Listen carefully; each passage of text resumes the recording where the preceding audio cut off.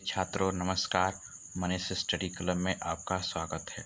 छात्रों, आज कक्षा 9 संख्या पद्धति प्रश्नावली 1.1 के प्रश्न संख्या 3 को हल करेंगे, जो इस प्रकार है। दिया है 3/5 और 4/5 के बीच 5 परिमेय संख्याएं ज्ञात कीजिए। अर्थात हम कह सकते हैं कि 3/5 और 4/5 3/5 और 4/5 के बीच अनंत परिमेय संख्या होती है, लेकिन इसमें केवल 5 परिमेय संख्याएं ज्ञात करना है, तो इसमें हम 5 ही परिमेय संख्या ज्ञात करेंगे। तो आइए हम ज्ञात करते हैं। तो सबसे पहले हम क्या करेंगे कि जो 3/5 है इसको हम a मान लेंगे और 4/5 को हम b मान लेंगे। तो लिखेंगे माना a बराबर 3/5 एंड b बराबर हम मान लेंगे 4/5, यानी कि 3/5 को a मान लिए और 4/5 को b मान लिए। तो हमारा परिमेय संख्या का फार्मूला होता है, सूत्र होता है, लिखेंगे कि परिमेय संख्या, क्योंकि हमें परिमेय संख्या ज्ञात करना है, तो परिमेय संख्या बराबर होता है 1/2 और a प्लस b। यही किसी संख्या के बीच में अगर परिमेय संख्या ज्ञात करना हो तो इसी फार्मूले का इस्तेमाल करते हैं। तो परिमेय संख्या बराबर 1/2 और a प्लस b। तो अगर इस परिमेय संख्या को हम q मान लेते हैं तो इसमें बनता है 1/2 और a प्लस b। तो इस तरह हम इसी फार्मूला के तहत इसके बीच में 5 परिमेय संख्याओं के बारे में हम निकाल सकते हैं। तो आइए प्रथम परिमेय संख्या निकालते हैं। तो प्रथम परिमेय संख्या हम निकालेंगे, परिमेय संख्या 1। तो परिमेय संख्या 1 को निकालने के लिए ये q बराबर 1/2 a प्लस b दिया है, तो यहाँ पर हम लिखेंगे q1 बराबर 1/2 और a प्लस b। अब इसके बराबर देखिए a प्लस 1/2 और a b का जो मान है वही मान इस पर हम रखेंगे। तो a का मान है 3/5 प्लस b का मान है 4/5। a का मान है 3/5 और b का मान है 4/5। तो हम इन दोनों का एलसीएम लेंगे, जैसे कि 1/2 और इसका एलसीएम लेंगे 5 और 5 का एलसीएम लेंगे तो 5 हो जाएगा, और जब इसका 5 में भाग करेंगे तो एक बार, यानी कि 3 + 4 आ जाएगा। जब हर बराबर आता है तो अंशों को जोड़ लेते हैं। तो इस प्रकार हो गया। तो इसके बराबर 1/2 और इन दोनों संख्याओं को जोड़ देंगे, 4 3 7/5। अब इसका जब आपस में गुणा कर देंगे तो 7 × 7 और 5 दूना के 10। तो हमें एक परिमेय संख्या का मान निकल गया, जो कि इस प्रकार है q1 बराबर 7/10। पहली परिमेय संख्या निकल गया। अब दूसरी परिमेय संख्या हम निकालेंगे। दूसरी परिमेय संख्या यानी q2 बराबर 1/2। इसमें क्या चेंज होगा कि जो a का मान है उसी के स्थान पर हम q1 का मान रख देंगे। तो यहाँ पर रखेंगे q1 प्लस b। इसके बराबर कोई ज़रूरी नहीं है कि केवल a के स्थान पर हम रख सकते हैं, b के स्थान पर भी हम कोई भी संख्या रख सकते हैं। इसी दोनों में से कोई हटा करके रख सकते हैं। तो 1/2 और q1 का मान इसमें दिया है तो 7/10 प्लस b का मान ऑलरेडी ऊपर दिया हुआ है 4/5 बराबर 1/2, और इन दोनों का एलसीएम हो जाएगा आपका 10। तो 10 का 10 में भाग करें एक बार जाएगा, एक का ऊपर गुणा करेंगे तो 7 + 5 दूना के 10 दो बार, 2 का ऊपर 4 दूना के 8, इतना हो जाएगा 1/2। अब इन दोनों को ऐड कर लेंगे, 7 और 8 15 हो जाएगा, 15/10। 15 में कितना हो जाएगा 10। तो इस प्रकार आपका बनेगा q2 बराबर अब इस 15/10 है तो 15 कम 15 और 10 दूना के 20। अब इसको थोड़ा सरलीकरण कर लेते हैं तो 5 से कट जाएगा, 5 × 15 और 5 × 20, अर्थात हमारा q2 बराबर आएगा 3/4, यानी कि दूसरी परिमेय संख्या हमारा हो जाएगा 3/4। ये दूसरा परिमेय संख्या था। अब तीसरा परिमेय संख्या हम निकालेंगे। तीसरी परिमेय संख्या निकालेंगे। उसके निकालने के लिए हम लिखेंगे Q3 बराबर 1/2 और अब ए के स्थान पर हम क्या रखेंगे, यहाँ पे Q1 रखे तो यहाँ पर रखेंगे Q2, क्योंकि Q2 का मान हमारा निकल चुका है। तो Q2 प्लस B कर लेंगे इक्वल टू 1/2 और Q2 का मान 3/4 आया है, 3/4 कर देंगे प्लस B का मान आपका है 4/5 इस तरह है। तो आगे लेकर जाएंगे तो 1/2 और इन दोनों का एलसीएम लेंगे तो 5 3 15 और 4 चौको 16 और 5 चौको 20, यानी कि एलसीएम 20 हो जाएगा। और इसका भिन्न हल करेंगे तो 15 और 16 हो जाएगा बराबर 1/2। अब इन दोनों को ऐड कर देंगे तो 16 और 15 जोड़ेंगे तो 31 हो जाएगा, 31/20। अरे 6 5 11 और 1 1 2 1 3 इतना हो जाएगा। तो इस प्रकार आपका Q3 का मान आएगा। अब इसका इसमें गुणा करेंगे, 31 से कम 31 और 20 दूना के 40, तो Q3 का मान 31/40 आ गया। उसी के साथ हम चलेंगे चौथा परिमेय संख्या पर। तो चौथा परिमेय संख्या आएगा Q4 बराबर 1/2 और एक के स्थान पर हम क्या रखेंगे Q3, क्योंकि Q3 का मान हम निकाल चुके हैं, प्लस B बराबर 1/2 और Q3 का मान निकल गया है 31/40 प्लस B का मान दिया है 4/5, 4/5 इक्वल टू 1/2। अब इसका हम एलसीएम लेंगे 40 और 5 का, तो यहाँ पर हो जाएगा 40, 40 का इसमें भाग करेंगे एक बार, एक का ऊपर गुणा करेंगे तो 31 प्लस 40 का हम भाग करेंगे, 5 का हम भाग करेंगे 40 में, 5 8 40, 8 चौको 32 बराबर 1/2 और इन दोनों को ऐड कर लेंगे आपस में तो 2 1 3 हो जाएगा और 3 3 6, 63 बटे में क्या हो जाएगा 40 हो जाएगा।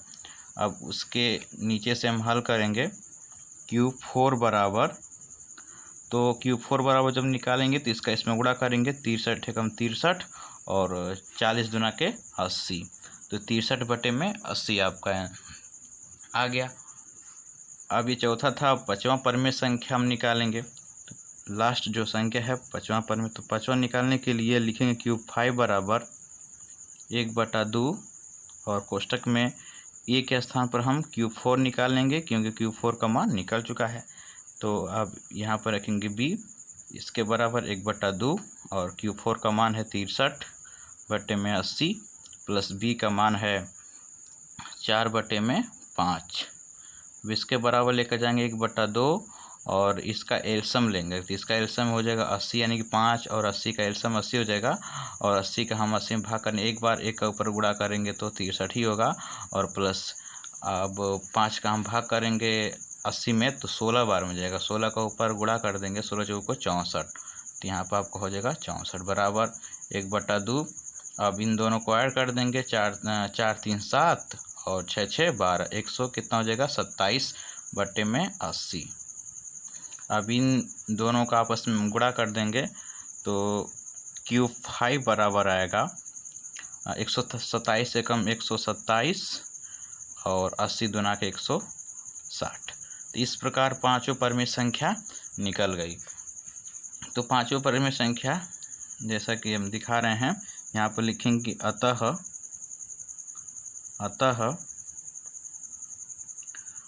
3/5 और 3/5 और 4/5 के बीच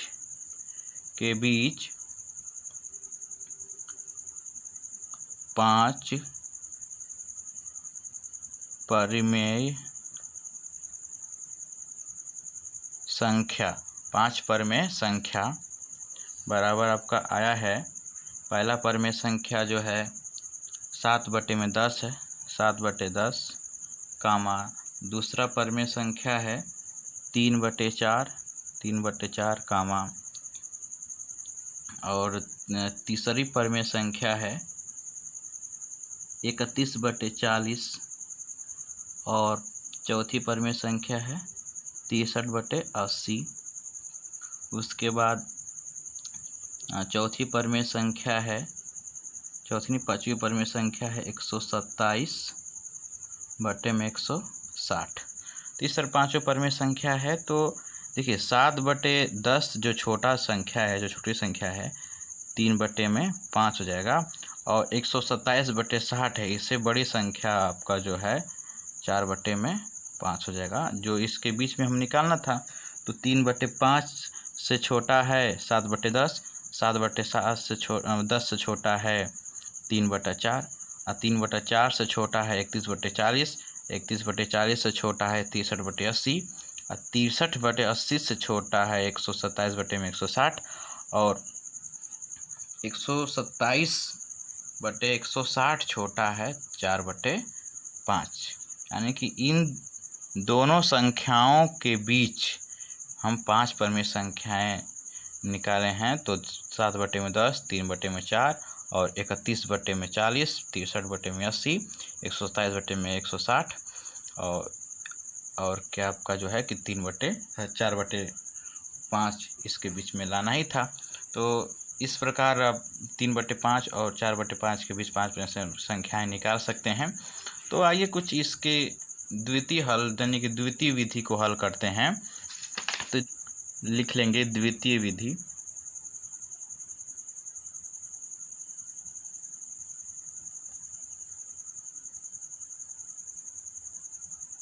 द्वितीय विधि में हम जानेंगे जैसे कि 3/5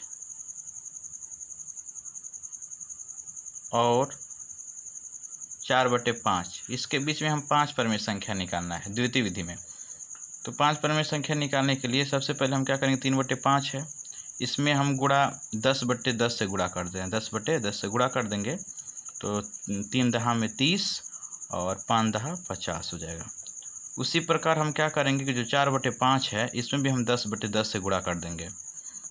इसका आपस में गुणा करेंगे तो 4 दहा में 40 और 5 दहा 50। इस तरह संख्या बनेगा हमारा 30/50 और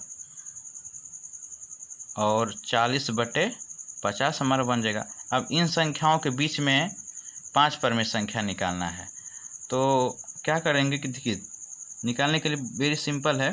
तो 30 बटे यहाँ पर लिख लेंगे 30/50 कामा, इससे अगर हम कम अधिक लेकर जाएंगे तो 31/50 कामा 32/50 कामा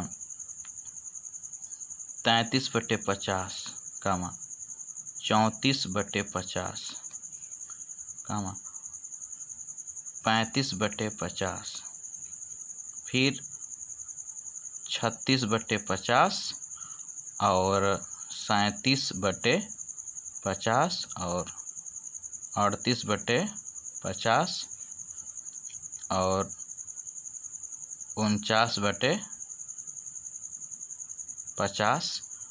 अब उसके बाद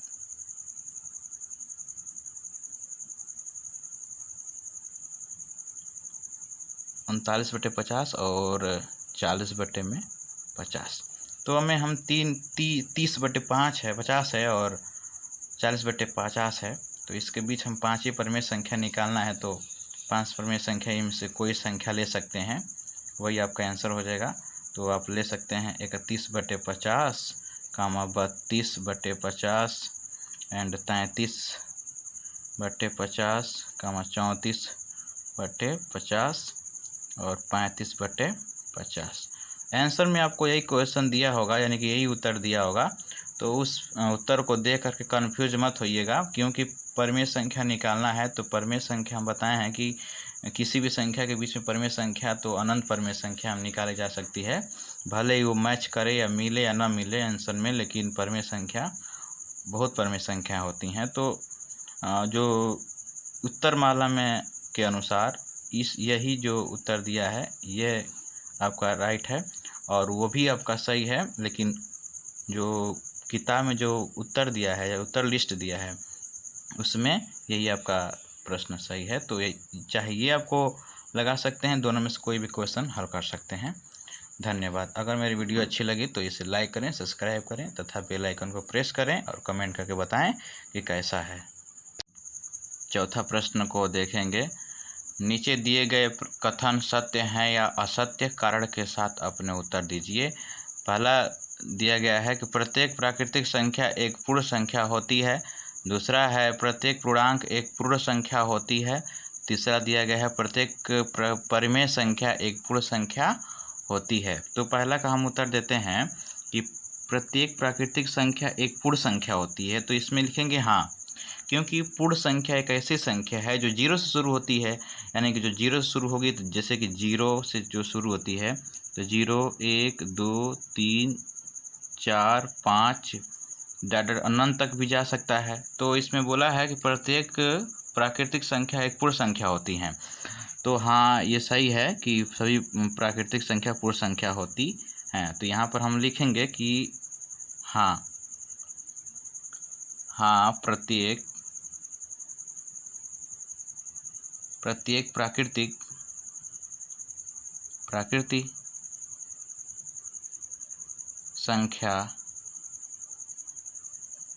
संख्या एक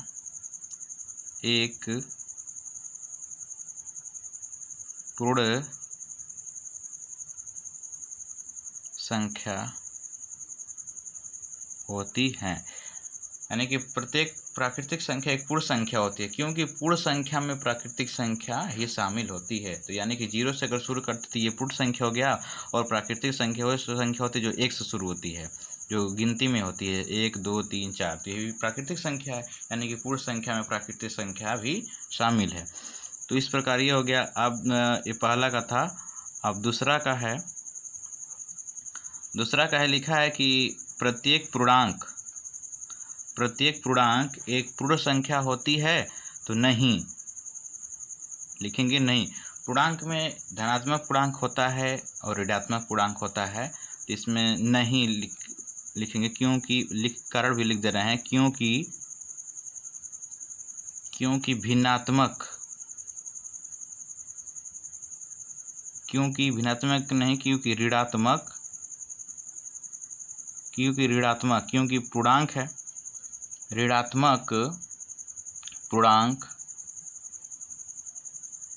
ऋणात्मक पूर्णांक पूर्ण संख्याएं नहीं हो सकती। इसमें बोला है मतलब कि प्रत्येक पूर्णांक एक पूर्ण संख्या होती है।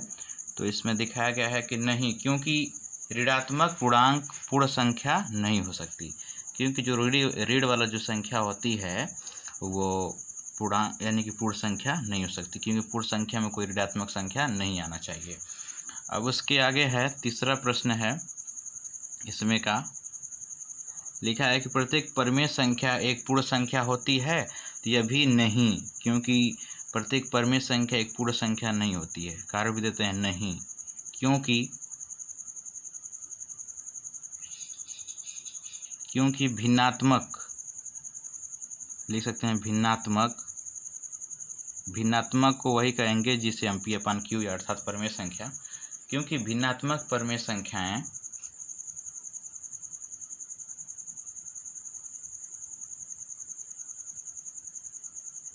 क्योंकि भिन्नात्मक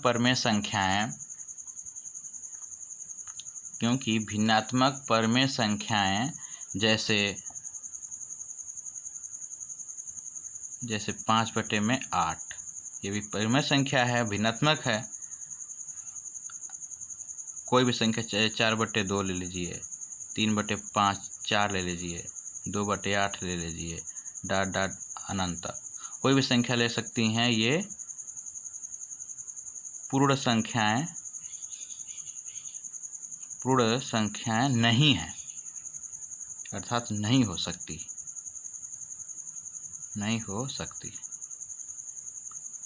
क्योंकि यह पूर्ण संख्या यानी कि जो परिमेय संख्या होती है, जो भिन्नात्मक होती है, वो पूर्ण संख्या नहीं हो सकती। तो यहाँ तक है, ये भी फाइनल हो गया चौथा क्वेश्चन। आप देखते हैं अगला प्रश्नावली। धन्यवाद।